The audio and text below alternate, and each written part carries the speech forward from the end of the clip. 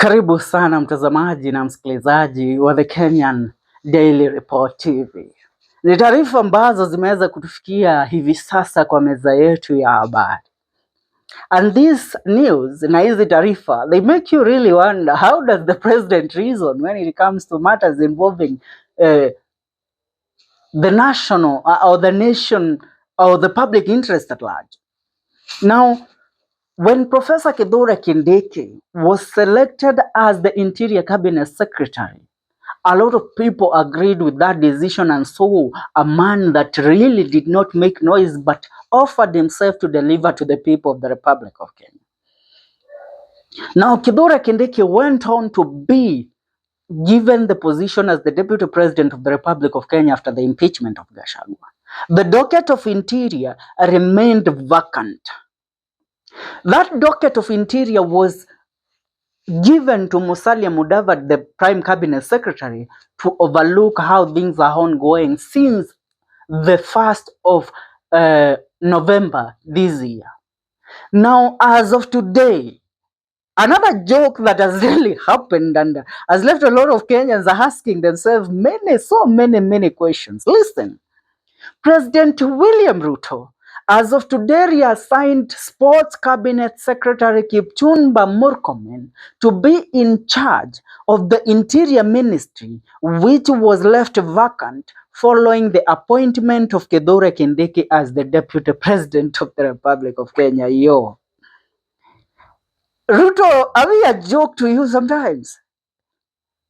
Now, the appointment of Murkomen is part of new cabinet nomination and reassignments made by President William Ruto today on Thursday. And let me tell you, Kenyans are not happy. Now let's look at this in another dimension. Kipchumba Murkomen held the first position in this cabinet of President William Ruto as the Cabinet Secretary of Transport. Under the Cabinet Secretary of Transport, Kipchumba Murkomen is the man that negotiated the Adani deal that was leading to the sale of Jomo Kenyatta, or let me not say the sale, to the leasing of Jomo Kenyatta International Airport for the next 30 years to Adani. Are we together?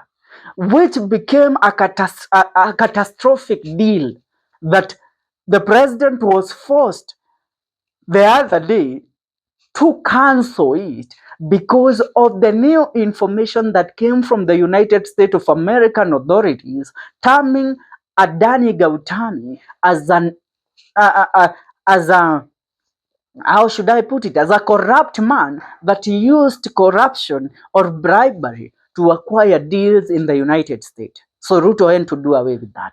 And that was because Kipchumba Murkomen was the man that negotiated this deal and sunk the Kenya Kwanza government into that mess. Come to the docket of sport. After the July 25th maandamano, which led the Gen Z demonstrations, which led to the dissolving of the cabinet, Kipchumba Murkomen was reappointed or reassigned a docket as the Cabinet Secretary of Sport.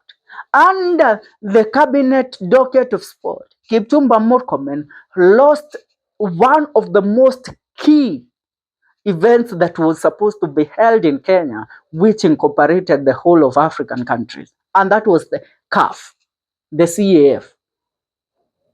Now, Kipchumba Murkomen, under this docket of sport, was expected to deliver on different sectors, including the football, the basketball, the whole docket of sport.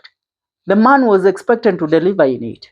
The stadiums that have been stagnant under the President William Ruto's regime and the administration were supposed to be delivered under Kipchumba Murkomen. But Kipchumba Murkomen failed big in that. Now, he fails in the docket of sport, the docket of transport, come to the docket of interior, which is a very crucial, and I say crucial, docket in the Republic of Kenya and in in a regime or in an administration. Kipchumba Murkomen now holds the position as the Cabinet Secretary of Interior, being the most powerful cabinet under the Prime Cabinet Secretary.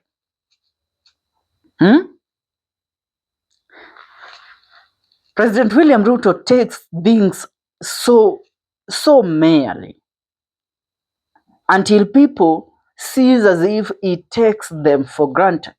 I want to read a few reactions from Kenyans after the new appointment.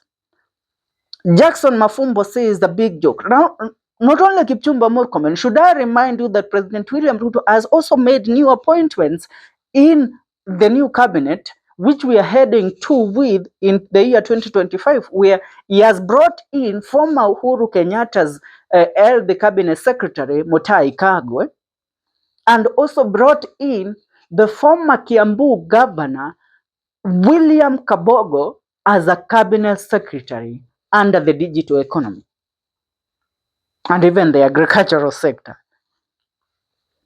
Now, when you look at the resume of these people, you wonder, what are they going to deliver?